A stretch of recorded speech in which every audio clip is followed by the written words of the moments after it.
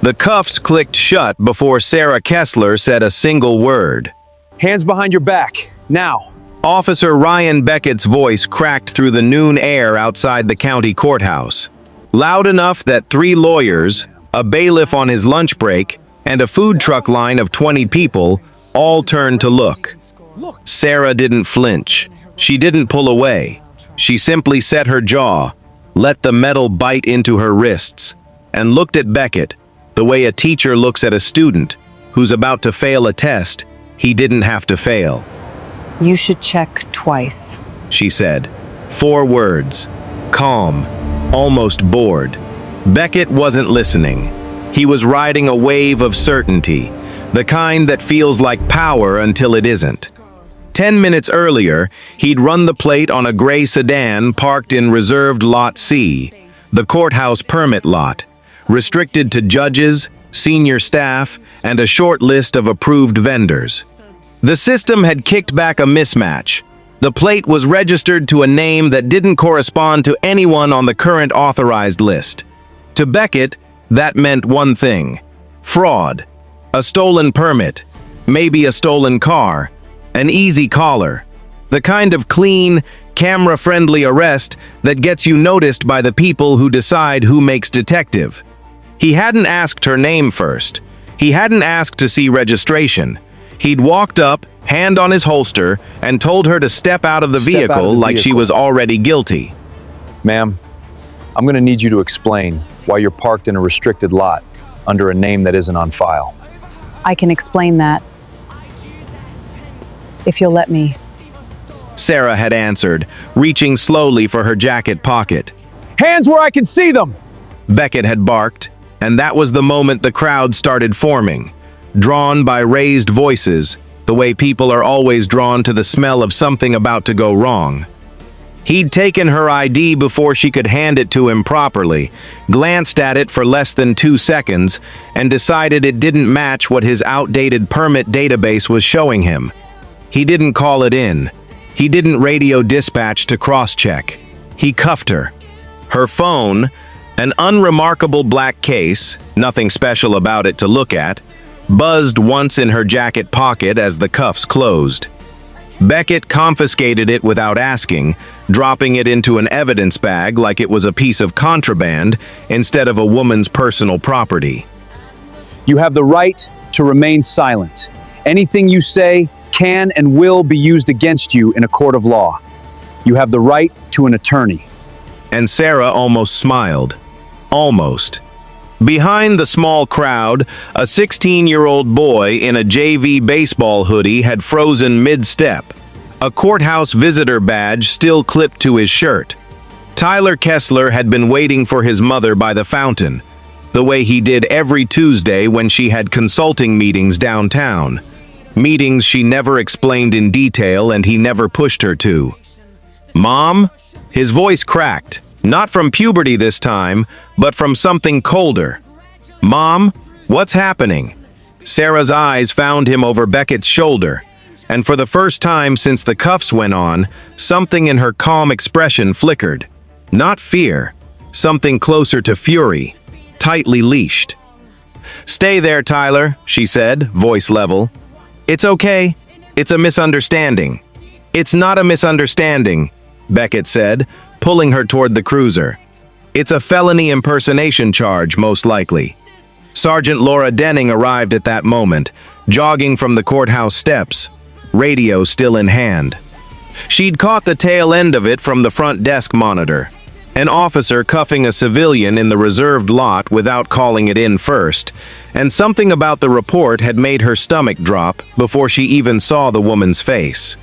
"Beckett, stand down a second." Denning's voice was firm but not yet alarmed. "Did you run this through dispatch before you cuffed her?" "I ran the plate," Beckett said. "Mismatch. That's enough for probable cause." "That's not what I asked you." Sarah, still cuffed, still calm, spoke directly to Denning instead of Beckett.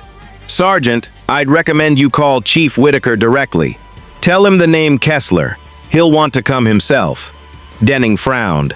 Something about the request.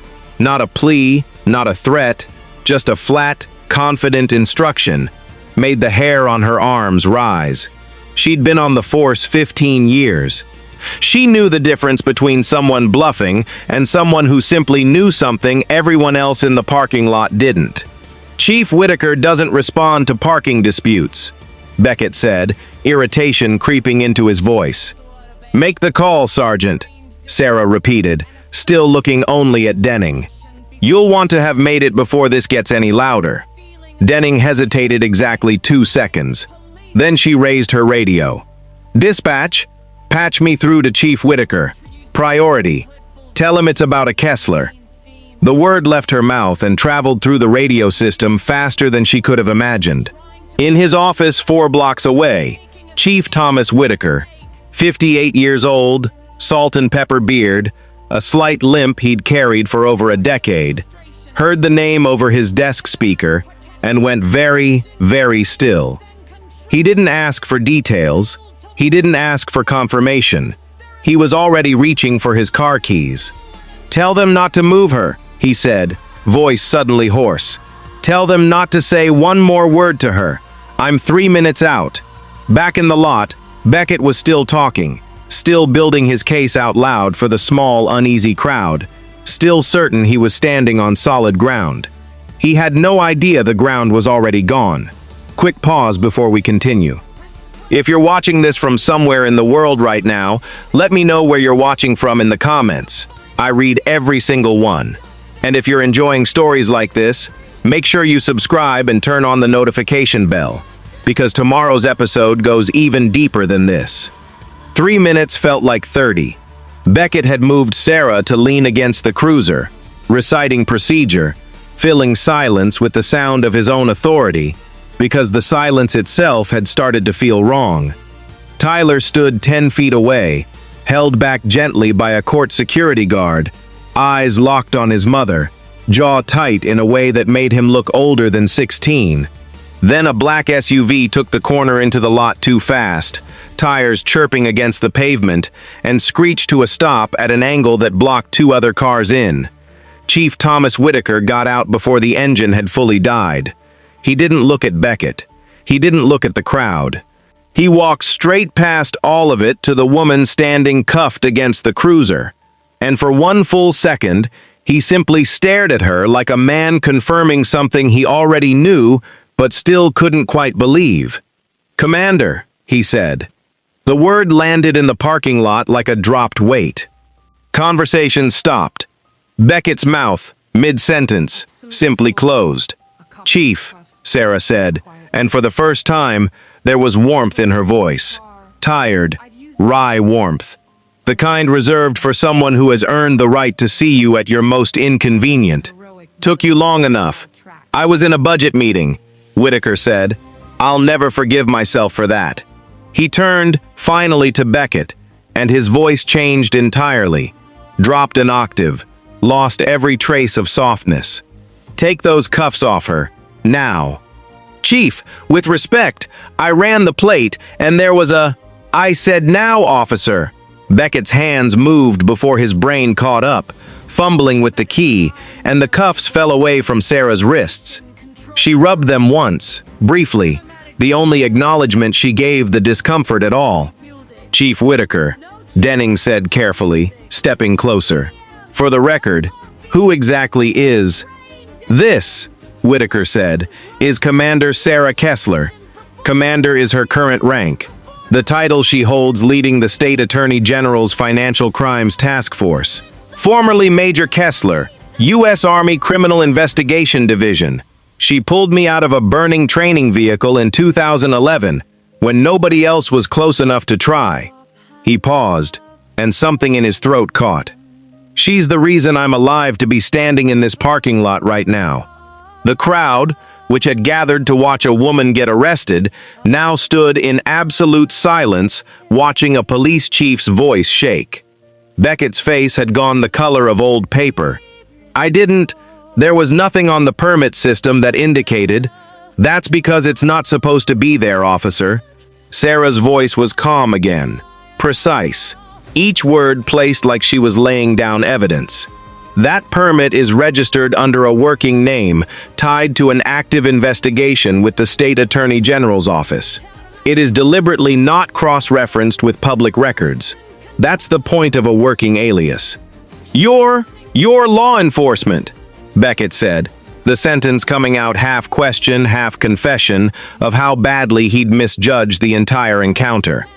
I lead a financial crimes task force for the State Attorney General's office, currently working a case in this county, Sarah said. Or I was, until about 11 minutes ago, when you arrested me in broad daylight in front of a courthouse full of people who now know exactly what I look like. The full weight of that landed on Whitaker's face before it landed on Beckett's. His eyes sharpened. Sarah, tell me you weren't undercover. I was undercover, Thomas. The chief closed his eyes for one long second. When he opened them, he was already turning toward Beckett with the look of a man doing damage math in his head. Get her phone back, all of it. And I want everyone who witnessed this, every name, every face on that courthouse camera, logged before this crowd disperses. If word of this reaches the wrong ears in this county in the next hour, we have a much bigger problem than one bad arrest. An officer jogged over holding the evidence bag with Sarah's phone. The moment it touched her hand, it buzzed again. 3 times in rapid succession, the pattern of an encrypted priority alert she used with exactly one contact. She looked at the screen. Her expression didn't change, but something behind her eyes did. Thomas, she said quietly, angling the phone so only he could see it. Someone already knows. Tyler, finally released from the security guard's hold, ran to his mother and wrapped his arms around her without a word. Sarah held him with one arm, the other still holding the phone, still staring at the message that had just confirmed her worst-case scenario. Whitaker looked over her shoulder at the screen, and his jaw tightened. Denning, he said. Get Beckett's incident report pulled and frozen. Nobody touches it. Nobody discusses it. Nobody so much as breathes it into a radio. Effective immediately. Officer Beckett is on modified assignment, pending review. Chief, Beckett started. You don't get to talk right now, Whitaker said. Not unkindly, just final. You get to listen, and you get to hope the damage you caused today is fixable. Sarah pulled back from her son gently, met Beckett's eyes one more time, not with cruelty, but with something almost worse. Clear, level assessment. You had a badge and a database mismatch, she said. You didn't have patience, and you didn't have curiosity.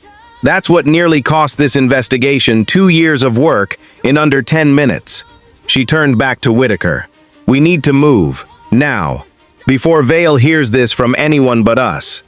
She saw Whitaker's confusion and added, Vale's the only name my task force has ever had for whoever's running this network. It's not a real name. It's the operational alias on every account, every shell contract, every wire transfer we've traced. 2 years, and I've never once had a face to put behind it. 20 minutes later, in a records office 3 blocks from the courthouse, Gary Nolan sat at his desk, phone pressed to his ear, speaking in the low, clipped tone of a man who has practiced sounding calm. It's done, he said. Public. Loud. Exactly like you wanted. She got cuffed in front of half the courthouse. He listened for a moment, then smiled faintly. No, I didn't touch the actual investigation file. Just flagged the permit mismatch and let the system do the rest. Cops love an easy collar. I knew exactly which officer would bite. He hung up and went back to his filing, unaware that 2 floors above him, in a records access log nobody outside the department was supposed to be able to pull without a warrant, Sarah Kessler was doing exactly that, with Chief Whitaker standing over her shoulder and full authorization in hand. There, she said, pointing at a timestamp on the screen. Permit database flag, manually entered 11 days ago, not an automatic mismatch. Someone typed this in by hand. 11 days, Whitaker repeated. before Beckett was even on shift today. Which means whoever flagged it wasn't hoping some random officer would stumble onto it, Sarah said. They were setting a trap and waiting for the right moment to spring it. They knew I'd be in that lot today. My schedule with the courthouse liaison isn't public information. Who has access to both the permit system and your liaison schedule? Sarah pulled up the access log's user ID column and felt something cold settle in her chest.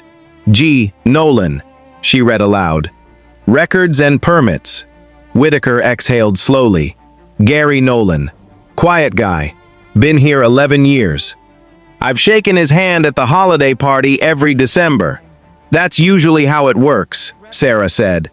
The people closest to a system are the ones best positioned to quietly break it. She stood, already reaching for her jacket. This wasn't opportunistic. This was designed. Someone wanted me publicly exposed, and they used your own officer's ego to do it without ever having to get their own hands dirty. If I hadn't been arrested, they'd have found another way to blow my cover before the week was out. Vale, Whitaker said, the name from the encrypted alert. You think Nolan's connected to him? I think Nolan works for someone, and I intend to find out who, today, before that someone realizes how much of a mistake this just became for them.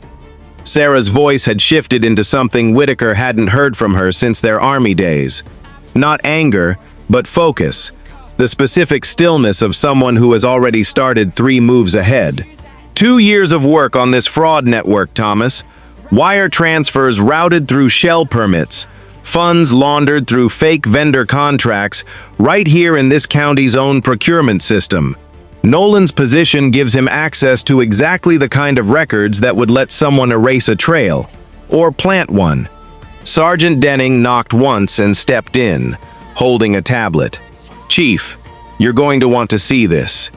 She turned the screen around. It showed a live systems log from the department's evidence server, files being accessed, in real time, from a terminal in the dispatch bullpen. Someone's pulling records related to the Kessler case, Denning said. Right now, from inside this building. Sarah leaned in, reading the terminal ID. That's not Nolan's login, she said quietly. That's dispatch. Whitaker's face went pale for the second time that day. Whose terminal? Denning's mouth was already forming the name before she spoke it, dread thick in her voice. Officer Sharp, Renee Sharp. She's on shift right now. Sarah was already moving toward the door. Then we don't have 20 minutes. We might not have 5. The dispatch bullpen was a low hum of radio chatter and fluorescent light when Sarah, Whitaker, and Denning walked in. Too fast, too purposeful. The kind of entrance that makes everyone in a room look up at once. Officer Renee Sharp sat at her terminal, headset on, one hand on her keyboard. She saw them coming and, for just a fraction of a second, her fingers paused over the keys before continuing to type, calm and unhurried, like she had all the time in the world. Step away from the terminal, Whitaker said. Sharp didn't step away. She finished whatever she was typing, hit enter, and only then turned to face them. Headset still on, expression unreadable. Chief, she said pleasantly. Something I can help with? You can start, Sarah said, moving around the desk to look at the screen, by explaining why you're accessing case files connected to an active Attorney General investigation from a dispatch terminal that has no clearance for that database. On the screen, a progress bar sat frozen at 40%. A file deletion interrupted mid-process. I was just doing a routine records cleanup, Sharp said. Old case data, storage maintenance. This is the Kessler investigation server, Sarah said. There is nothing routine about it, and there is no cleanup protocol that runs during an active operation. Denning stepped closer, badge already out. Renee, don't make this worse than it already is. For a long moment, Sharp said nothing at all. Then, quietly, almost conversationally, she said, You're already too late. The words hit the room like a dropped glass. "What does that mean?" Whitaker demanded. Sharp's calm didn't crack. If anything, it deepened, settling into something almost relieved. The look of someone who has been carrying a weight for a long time and is finally, in a strange way, glad to put it down. "It means the file's already gone where it needed to go, before your commander walked through that door," Sharp said. "You can arrest me. Doesn't change what's already been sent, or who received it." Sarah's jaw tightened, but her voice stayed level. "Who did you send it to?" "Not Nolan," Sharp said, almost like she found the assumption slightly insulting. "Nolan's an errand boy. He flags a permit. He makes a call. He thinks he's important. I'm the one who's kept your entire investigation 2 steps behind for the last 8 months, Commander. Every near miss. Every witness who suddenly stopped returning calls. Every shell account that emptied out the night before you got a warrant. That was me." Sarah felt the pieces of 8 frustrating months rearrange themselves in her mind. The string of coincidences that had never quite made sense, that she'd chalked up to a careful, lucky adversary. It hadn't been luck. It had been a mole inside the very department meant to support her. "Why?" Whitaker asked, and there was real hurt in the question. The specific pain of a commander betrayed by someone he'd trusted with the department's radios and its secrets both. "Money," Sharp said simply. "And because nobody in this department was ever going to promote a dispatch officer past dispatch, no matter how good I was. Somebody offered me a way to matter. I took it." "Cuff her," Whitaker said to Denning, voice tight with barely controlled anger. "And get IT in here now. I want to know exactly what left this building and where it went." As Denning moved in, Sharp looked at Sarah one last time, and something almost like respect flickered across her face. "For what it's worth, Commander, you were good. Better than good. You almost had us 3 separate times." She let Denning pull her hands behind her back without resistance. "Almost." Sarah didn't answer. She was already turning to Whitaker, mind racing forward past the betrayal to the only question that mattered now. "If the file's already gone, they know everything we had," she said. "Which means they know we're close, and they know exactly how close. People like this don't wait around when they feel the walls closing in, Thomas. They run or they burn what's left behind them to cover their tracks." "Then what do we do?" Sarah's phone buzzed again, the encrypted alert, this time with an actual message attached instead of just a ping. She read it once, and her expression hardened into something Whitaker recognized from a decade ago, from the last 30 seconds before a raid. "We move tonight," she said, "before they realize we're already moving." Ryan Beckett sat alone in the break room, badge sitting on the table in front of him, like something radioactive, replaying the morning in his head for the 100th time. He'd been suspended, pending review. He'd humiliated a decorated Army veteran and state task force investigator in front of dozens of witnesses and her own teenage son. He'd very possibly compromised a 2-year state attorney general fraud investigation because he wanted, badly, to be the guy who made the smart collar. His father's photo sat in his locker down the hall, a beat cop for 22 years, a man who'd taught Ryan that the badge meant something, that it was supposed to protect people, not perform for them. Ryan had spent his whole career chasing the shield his father never got promoted into, and today he'd nearly destroyed everything wearing it. He was still sitting there when Sarah Kessler walked in. He stood so fast his chair scraped the floor. Ma'am, Sit down, Officer Beckett." He sat. She didn't sit across from him with sympathy in her eyes. She sat with the flat, assessing look of someone deciding whether a tool was still useful. "I could let Chief Whitaker end your career this afternoon," she said. "Given what your mistake nearly cost, that would be entirely fair. But I have a problem, and you might be the only person in this department positioned to help me solve it in the next 6 hours." Beckett blinked. "I don't understand. Gary Nolan flagged my permit 11 days ago.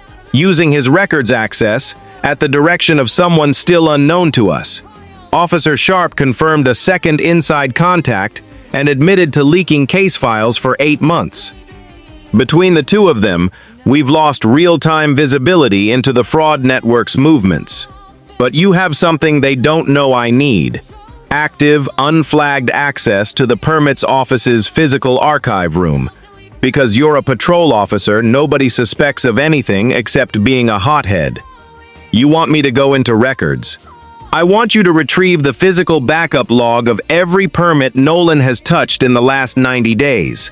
The kind that isn't digitized, isn't networked, and can't be remotely deleted the way Sharp deleted the digital file. If it still exists, it will tell us exactly who Nolan's been in contact with and when. Beckett looked at his badge on the table. If I get caught, that's obstruction, or worse. And if Nolan sees me in there, then you'll have proven either that you have the judgment to do quiet, careful work under pressure, Sarah said, or that you genuinely don't belong wearing that badge at all. I'm giving you the chance to find out which one is true. Most people don't get that chance after a morning like yours. I'd take it. Something in her voice, not forgiveness exactly, but the offer of a fair trial, cut through Beckett's shame in a way that made his throat tighten. Why would you trust me with this? I don't, entirely, Sarah said honestly. But your father was a beat cop for 22 years, wasn't he? Beckett's head snapped up. How did you? I read your file in the last hour, same as I read everyone's in this building today. He believed the badge meant something. I think some part of you still believes that too, underneath the part that wanted to make detective badly enough to stop checking twice. She stood. Prove it. 40 minutes later, Beckett moved through the permits office archive room with his heart hammering, flashlight low, moving fast between shelving units. Nolan's desk light was still on down the hall. He'd stepped out for coffee, a 5-minute window Denning had confirmed by radio. Beckett found the backup binder exactly where the digital index said it should be. Permits, manual log, last 90 days. He flipped through pages with shaking hands until he found the entry from 11 days ago. Sarah's permit, flagged, and beside it, a phone number scrawled in the margin in Nolan's handwriting. Not a department number, an outside line. He photographed the page, then heard footsteps in the hallway. Too close, too fast. He barely made it behind a shelving unit before Gary Nolan walked back into the archive room, coffee in hand, humming under his breath. Nolan paused at his desk, glanced at the binder, sitting an inch out of place from where he'd left it, and frowned. Beckett held his breath in the dark, phone with the photograph clutched tight in his fist, and understood, for the first time in his life, exactly what real fear on the job felt like. Not the fear of getting hurt, but the fear of failing the one chance he had left to matter for the right reasons. Nolan didn't find him. He shrugged, decided he was imagining things, and left the binder alone. Beckett slipped out 12 minutes later, soaked through with sweat, and drove straight to the rally point Denning had given him, a strip mall parking lot 2 blocks from the courthouse annex. Sarah was waiting with Whitaker, Assistant DA Megan Coulter, and 4 plainclothes officers when he arrived. He handed over his phone without a word. Sarah studied the photograph for exactly 3 seconds before her expression sharpened. "That's a burner number," she said. "But it's the same number that pinged twice on Sharp's outgoing call log from this morning. Nolan and Sharp were both reporting to the same contact." She looked up. "Officer Beckett, good work." It was the first time in his career anyone had said those 2 words to him and meant it. Coulter stepped forward with a folder. "We got enough off that number to trace it to a burner registered near the courthouse annex. Judge signed the warrant 20 minutes ago. If we're moving, we move now. The annex has a courier drop scheduled for 4 o'clock. If Nolan tipped off his contact after finding that binder out of place, they may already be trying to clear it early." "Then we're not waiting for 4 o'clock, Sarah said. "We go now." The courthouse annex parking structure was quiet in the late afternoon light when Sarah's team moved in. 2 entrances covered, radios low, Whitaker himself walking point beside her, out of a stubbornness she didn't bother arguing with. They caught Nolan first, at his car, a duffel bag of files half loaded into his trunk. He froze at the sight of them, hands rising on instinct. "I want a lawyer," he said immediately, voice shaking. "You'll get one," Sarah said. "Where's the courier?" Nolan's eyes flicked, involuntarily, toward the structure's upper level, and that was answer enough. They found the courier on level 3, not Vale himself, but a nervous-looking man in a delivery uniform, a laptop bag over his shoulder that turned out to hold 3 hard drives of laundered financial records. He didn't resist. He also didn't know the name of the person he answered to, only a P.O. box and a burner line, same as Nolan. "He's not the top," Sarah said, frustration edging into her voice for the first time all day. "Neither of them are. Someone's been keeping 3 layers of insulation between themselves and every piece of this. It was Whitaker who found it. A printed permit renewal form, tucked inside the courier's bag, stamped and signed off by a name that made his blood run cold. He held it out to Sarah without a word. She read the signature at the bottom. Commissioner Walter Grimes, County Oversight Board. Sarah went very still. Beside the signature, in the same handwriting, was a routing note bearing the account codename her task force had chased for 2 years without a face attached to it. Vale. "That's him," she said quietly. "Vale. 2 years of shell accounts, wire transfers, and buried complaints, and it was never a code name for an organization. It was a code name for one man." She looked up. "Grimes," she said slowly, "sits on the exact board that would have reviewed any citizen complaint filed against Officer Beckett for this morning's arrest."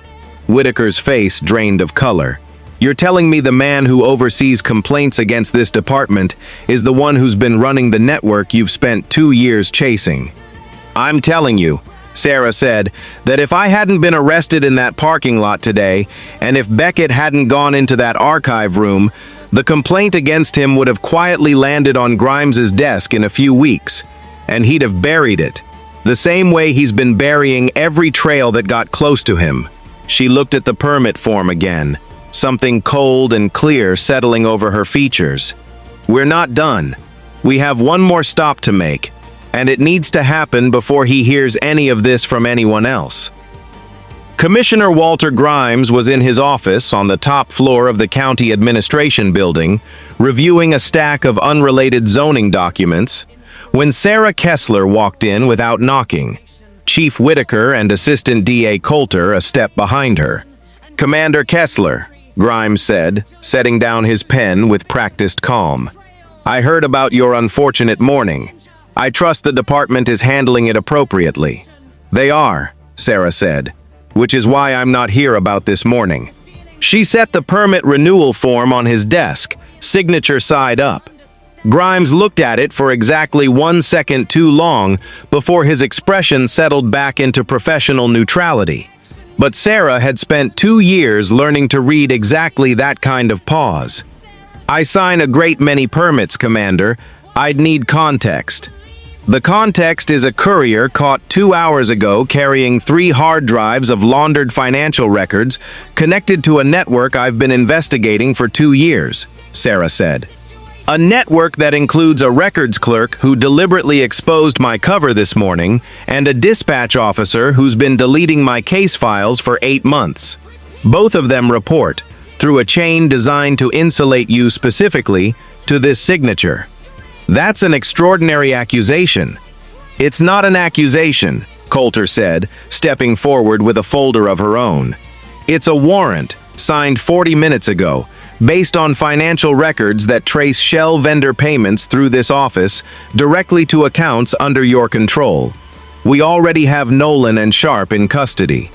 Neither of them is inclined to protect a man who left them exposed the moment things went wrong." For a long moment, Grimes said nothing. Then something in him, The same brittle certainty Beckett had carried that morning, the belief that a position of authority made him untouchable, finally cracked. They were supposed to handle it quietly, he said, more to himself than to anyone in the room. The whole point of the arrangement was that nothing was ever supposed to trace back. Nothing ever does, Sarah said, until someone stops assuming they're too careful to be caught. Whitaker stepped forward, and for the first time all day, his voice carried none of the shaken fear from the courtyard, none of the guilt from Beckett's suspension, only the flat authority of a man doing his job exactly as it should be done. "Walter Grimes, you're under arrest." The cuffs went on quietly. No crowd, no cameras, no raised voices. Just the correct sound, this time, of the system working the way it was supposed to. 3 weeks later, Sarah stood in the same courthouse reserved lot where it had all begun, credentials clipped visibly to her jacket now. No more need for a working alias. The core network was broken. Grimes, Nolan, and Sharp all in custody. Nolan and Sharp cooperating in exchange for reduced sentences, and the remaining financial threads moving through the state attorney general's office toward prosecution. Tyler waited by the fountain, same as always, but this time he crossed the lot to meet her without a flicker of fear on his face. Only pride, the specific pride of a teenager who has finally seen what his mother actually does with her Tuesdays. "Chief Whitaker's got a new liaison assignment for me," Sarah told him. 6 more months in this county, wrapping loose ends. After that, we'll see." "Cool," Tyler said, and then, quieter, "I always knew you weren't just doing boring desk stuff." She smiled. The first full, unguarded smile she'd allowed herself in weeks. Across the lot, Officer Ryan Beckett was finishing a shift walkthrough with Sergeant Denning, his new mentor under the department's revised training track. Badge steady on his belt, a version of himself he hadn't known he had access to that morning 3 weeks ago. He caught Sarah's eye across the parking lot. He didn't say anything. He didn't need to. He gave a small nod. One professional to another, one person who'd checked once too fast to the one who'd taught him, in the hardest possible way, to check twice. Sarah nodded back.